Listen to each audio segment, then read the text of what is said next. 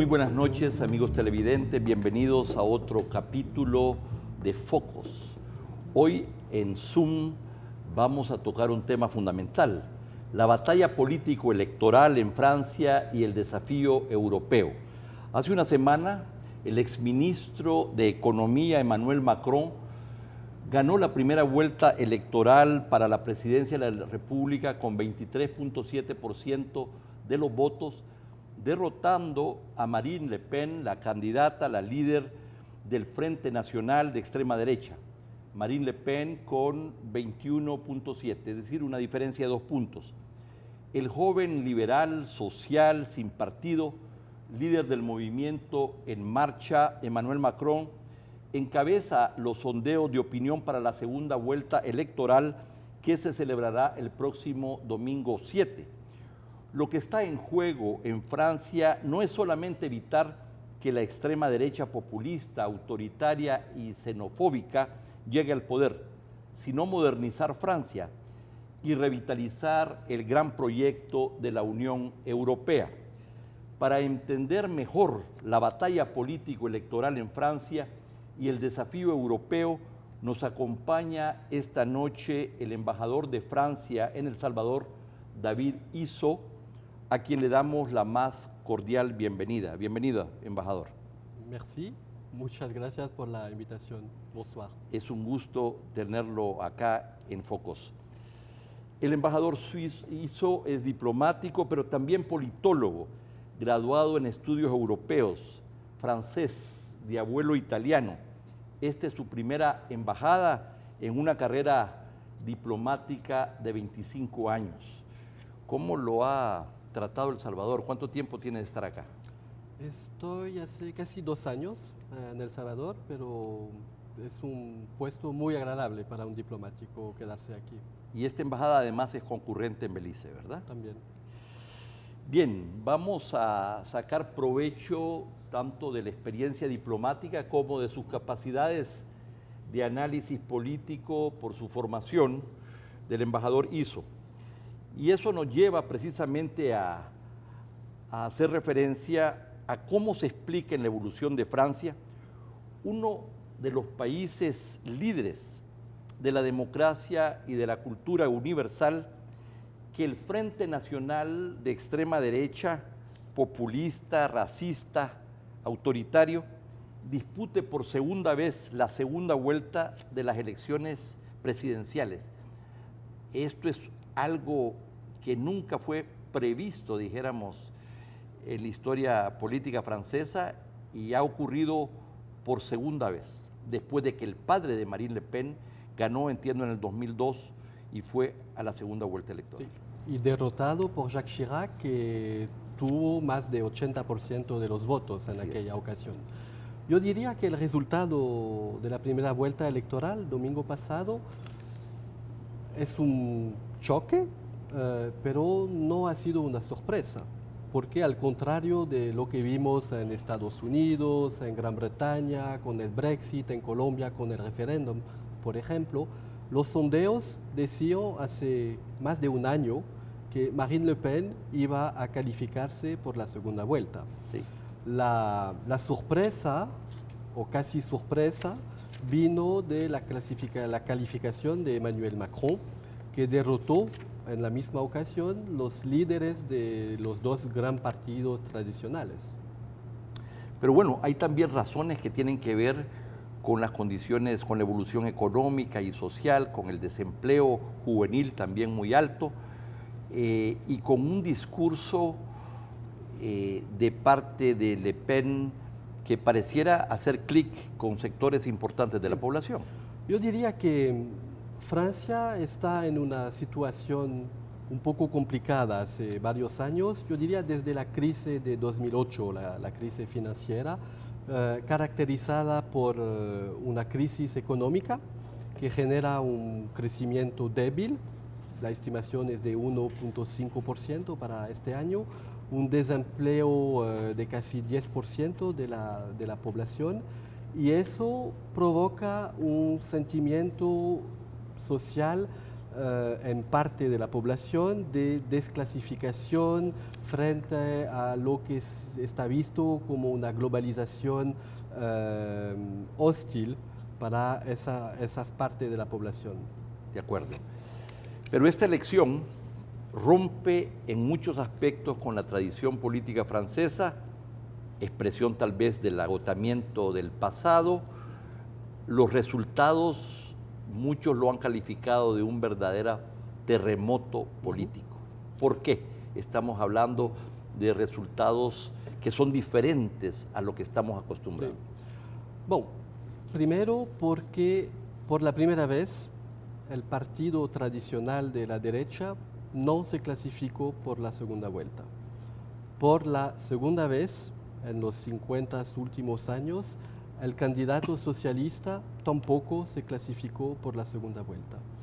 Y entre Marine Le Pen y el partido de Jean-Luc Mélenchon, a la extrema izquierda, son más de 40% de la población que votaron por partidos extremistas, anti-europeos, antiglobalización, que promueven un cerramiento de Francia en sus fronteras nacionales y que ofrecen soluciones que yo diría no son soluciones tradicionales de respuesta a la crisis social y económica que vivimos. Inmediatamente después de que se anunció la victoria de Macron, vimos a François Fillon, el líder de la derecha republicana, pero también el líder del Partido Socialista, el presidente François Hollande, el primer ministro y otras expresiones de la política francesa respaldar a Macron, quien comenzó la semana en los sondeos de opinión con una diferencia de aproximadamente 20 puntos. Sin embargo, a lo largo de esta semana pareciera que ha perdido 4 o 5 puntos y que Le Pen está subiendo. Sí. Los grandes líderes políticos franceses, todos, llamaron a votar por Emmanuel Macron, no por su programa, pero también para rechazar una posible elección de Marine Le Pen en la segunda vuelta. El problema es que el Frente Nacional, a pesar de ser un partido político legal en Francia, no es un partido como los otros. Tiene una base de, como usted lo mencionó muy bien, de xenofobia, de racismo, algunas declaraciones muy violentas en negación del Holocausto durante la Segunda Guerra Mundial. Entonces, todo eso hace que este partido tiene como el olor del azufre, un poco. Del azufre. Del azufre para gran parte de la población. Pero yo diría que hay un peligro de una victoria de Marine Le Pen. Yo diría improbable, pero posible.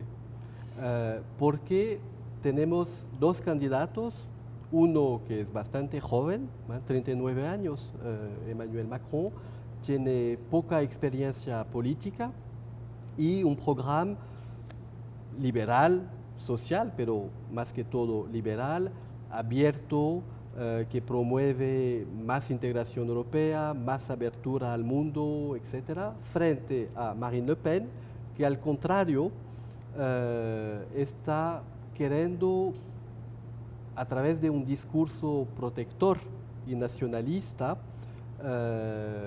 dirigido a las clases más humildes de la población y también la clase media-baja de la población, tiene un discurso que yo entiendo puede ser un poco llamativo y interesante, pero yo quiero ser muy enfático en eso.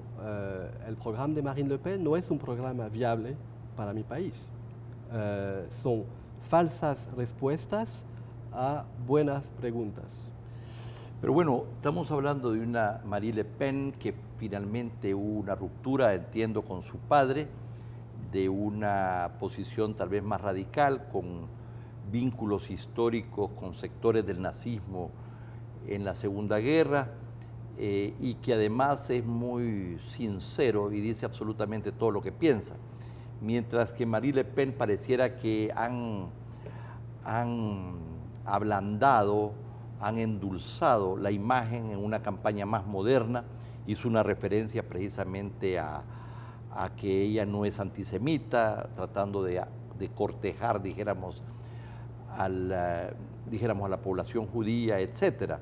O sea que hay una estrategia deliberada para minimizar estos aspectos duros. Sí. No, Marine Le Pen llegó a la presidencia del partido, creo, en 2006.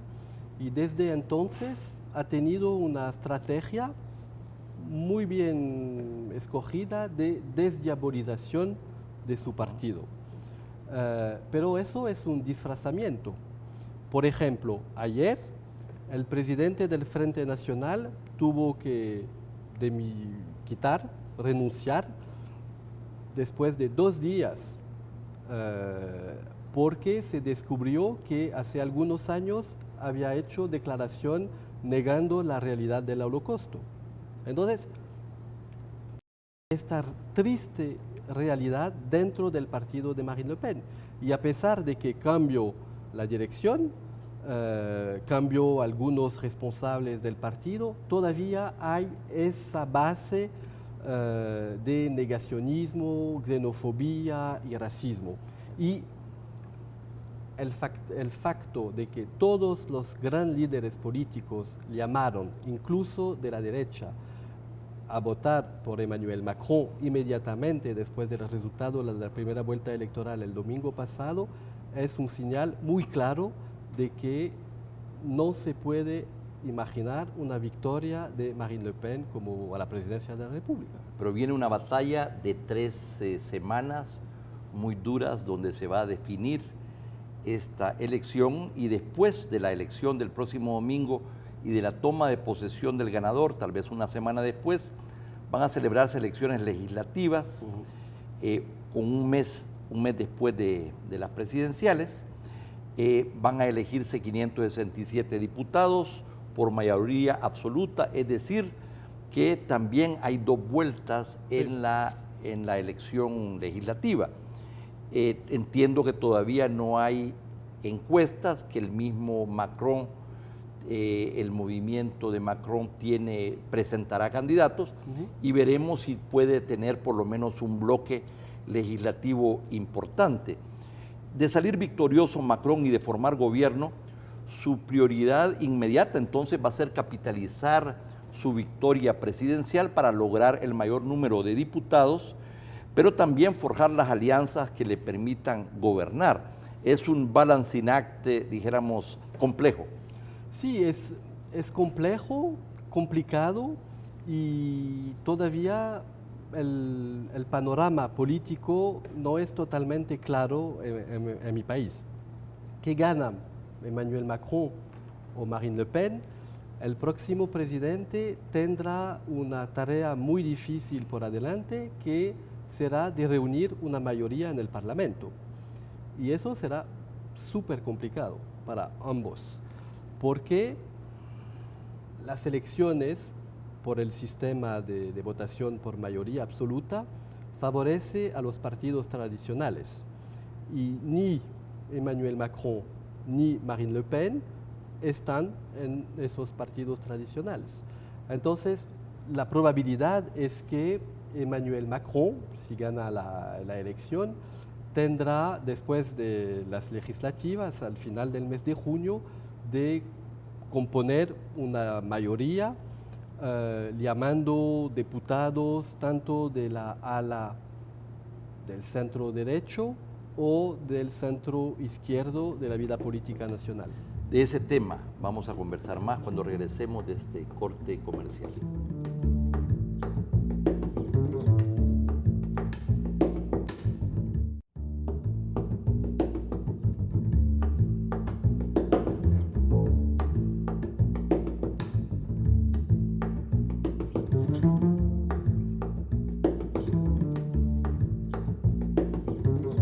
La batalla político-electoral en Francia y el desafío europeo es el tema que tratamos esta noche en Zoom con el embajador de Francia en El Salvador, David Izzo.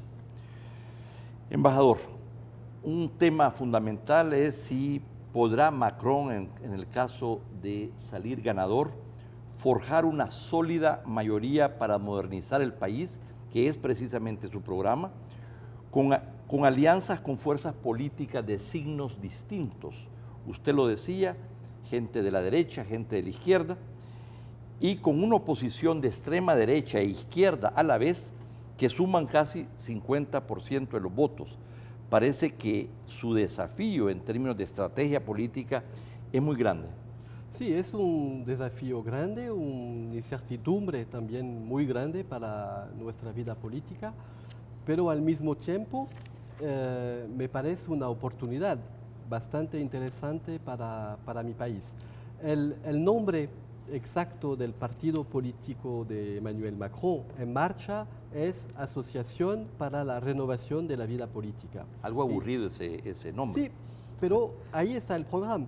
Sí. Renovar la vida política, salir de las oposiciones tradicionales, crear una suerte de tercera vía entre el socialismo y el liberalismo, que es la encíclica del Papa Pío XI, ¿eh? la tercera vía. Y ya tiene algunos señales positivos. Diputados de ambas partes del espectro político ya se juntaron a la campaña de Emmanuel Macron. También emprendedores, jefes de empresas confirmaron su apoyo a Emmanuel Macron, pero todo, claro, dependerá de las dinámicas después de las elecciones parlamentarias. No hay duda que se trata de una especie de Blair francés, ¿verdad? Sí, un Blair, un Schröder también. Un Schröder tal vez. Y me llamó mucho la atención la cita que leía de uno de sus asesores políticos, Alain Minc, que dice, yo le digo, las primeras palabras que yo intercambié con él, es decir, con Macron, hace 15 años, le pregunté, ¿qué vas a hacer en 20 años desde ahora? Y Macron respondió, seré el presidente. Pero no hay duda que los tiempos para la decisión de Macron de lanzarse a la presidencia fueron influenciados por su misma vivencia en el gobierno de François Hollande. Como un reformador y ministro de Economía, pareciera que muchas de las reformas que quiso impulsar, la llamada Loi Macron, la ley Macron, fue, dijéramos, obstaculizada. Divisiones al interior del Partido Socialista, resistencias en la Asamblea Nacional, que lo dejaron desilusionado y, como dijo alguien, otro cercano a él, Mathieu Laine, sus piernas fueron quebradas por el sistema. No, hay una parte de verdad, claro, pero hay que ver la situación política. El presidente François Hollande ha tenido un mandato de 5 años muy difícil porque dentro de su mayoría en el Partido Socialista las oposiciones se agudizaron en los 4 últimos años. Pero se agudizaron, embajador, sobre todo a partir del momento en que llegó de primer ministro el señor Valls y que llegó Macron con un programa reformista. Sí, exactamente. Hay una hostilidad en parte del Partido Socialista en contra del rumbo que ha tomado la política de François Hollande. Y entonces yo entiendo que la responsabilidad del primer ministro Manuel Valls y del presidente era también de preservar la gobernabilidad y la institucionalidad, y que Emmanuel Macron no ha tenido todas las posibilidades o oportunidades de hacer lo que él quería hacer. El señor Mathieu Laine le dijo, yo me acuerdo haberle dicho en ese momento que solo hay un puesto desde el cual usted puede reformar al país, y esa es la presidencia de la República. Es decir, no podía hacer eso siendo ministro simplemente, ¿no? Sí, tal vez, pero hay que lembrar, a pesar de que se dice que el régimen francés es un régimen presidencial, de que un presidente sin mayoría en la asamblea también tiene las piernas quebradas. Hay otra particularidad de este joven político francés, ambicioso, que si llegaría a los 39 años, sería la primera vez que una persona tan joven, es de los 50 para arriba que llegan los presidentes franceses. Macron se enamoró y conquistó a su profesora, que tenía 24 años más que él, que tenía 3 hijos. La mayor de las hijas de esta profesora era de la edad de él. Se casaron y 9 años después de esta relación se lanzó a la aventura presidencial sin partido. Y ahora dentro de una semana podría ser electo presidente de la República, el más joven de su historia. No hay duda que estamos hablando de un tipo lanzado no solamente en la vida política, pero también en la vida personal. Sí, no, es una trayectoria muy singular, una carrera meteórica en la vida política francesa, a la cual no estamos acostumbrados, pero eso justamente es excitante, porque si gana Macron, tal vez sería finalmente, después de algunos errores en los últimos años, una respuesta dinámica a los desafíos que tenemos por adelante. Bueno, en los últimos, desde que yo era estudiante en Europa y vino la crisis y que había pleno empleo en el cuarto de siglo posterior a la Segunda Guerra, vimos una economía europea y la francesa en particular tener tasas de crecimiento de la economía muy bajos, niveles de desempleo que comenzaron en el 7-8%, pero después se mantuvieron más o menos en 10%, déficits fiscales financiados por deudas públicas muy importantes, cercanas casi al 100% del PIB, desempleo juvenil, etcétera. Entonces, y un peso del Estado en la economía muy grande, con muchas regulaciones, con los cargos de la seguridad social, sí, muy importantes para contratar gente, poca flexibilidad para sacar gente también. Entonces, claro, esto pareciera que le ha quitado flexibilidad, competitividad a la economía francesa en un mundo globalizado. ¿Cuál es el proyecto de modernizar y transformar Francia y relanzarla al futuro del señor Macron? Sí. Bueno, primero, su panorama es un poco negro, ¿eh? Todavía Francia es la quinta potencia económica mundial. Entonces la situación es complicada, tenemos desafíos, pero tampoco es catastrófica. No, por supuesto. Sí. Además tienen un tipo de interés muy bajo para financiar esa deuda pública, claro, sí, tienen un capital humano enorme, tienen empresas muy competitivas, pero, sí, pero estamos hablando de un escenario internacional diferente. Hay desafíos y tienes mucha razón, Alberto.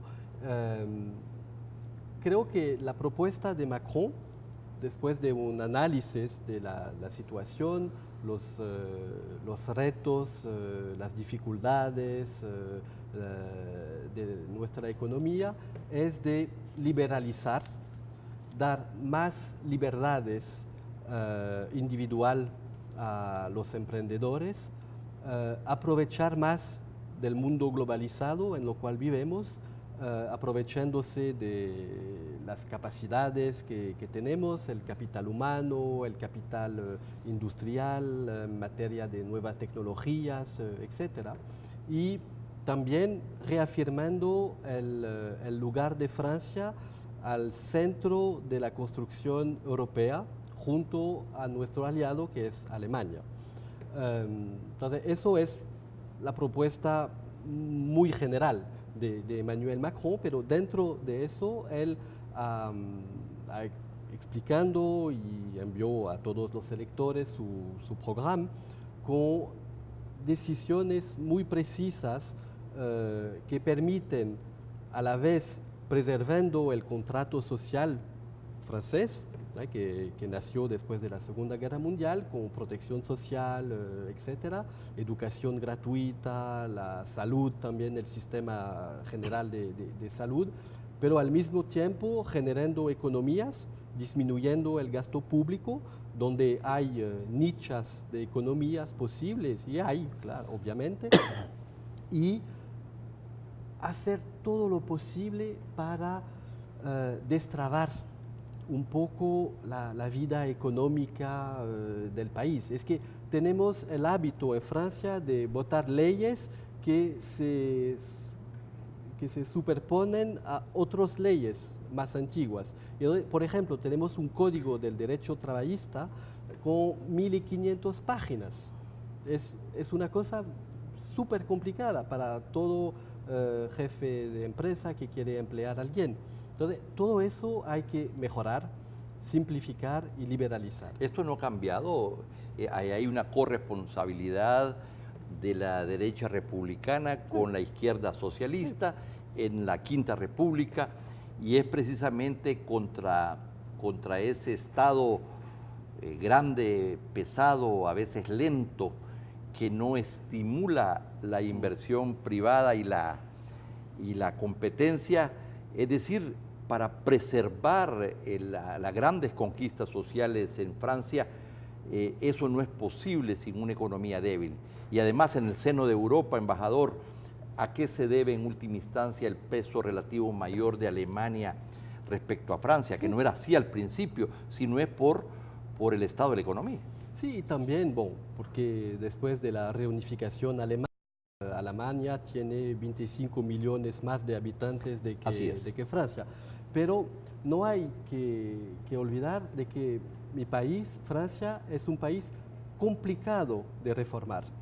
Somos el país de las revoluciones, estamos habituados a manifestaciones de calle, a veces bastante violentos, y hemos tenido varias el año pasado en protesta contra una ley de simplificación justamente del derecho trabajista.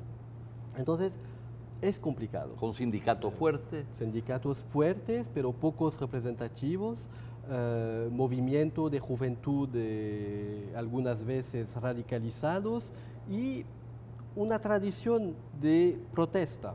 De acuerdo.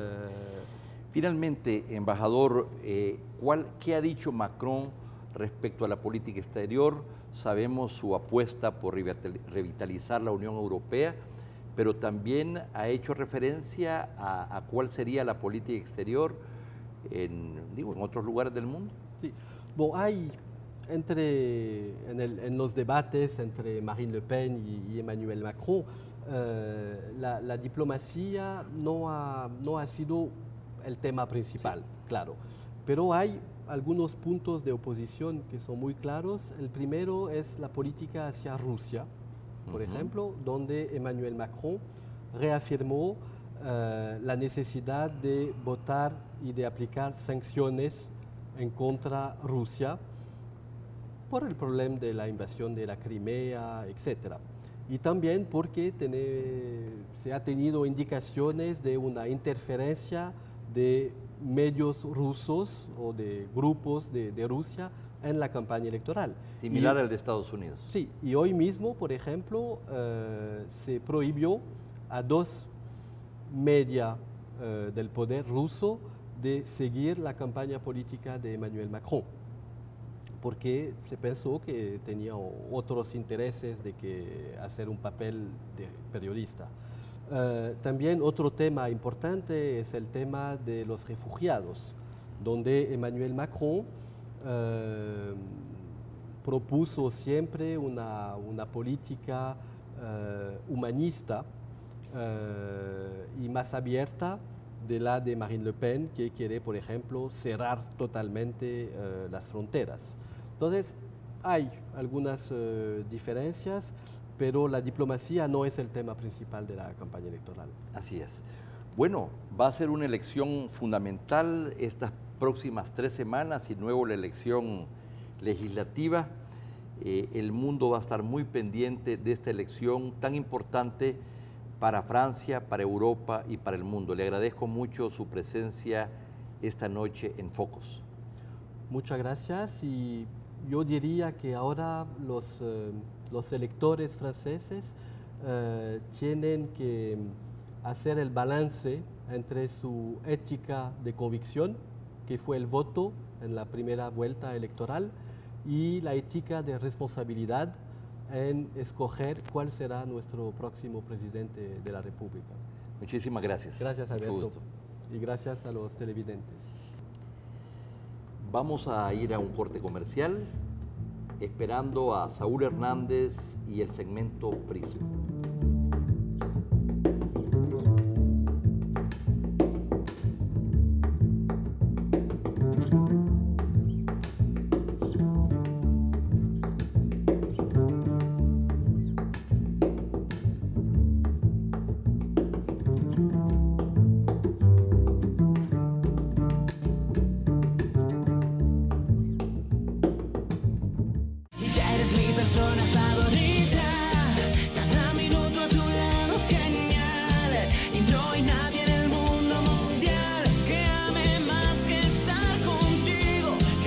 Con todas tus recargas y sin ninguna suscripción, WhatsAppea y habla gratis con tu persona favorita, para que le puedas llamar desde tu Claro prepago y que te llame ilimitado. Registra gratis a tu persona favorita enviando PF seguido de su número al 4777. ¡Claro que sí!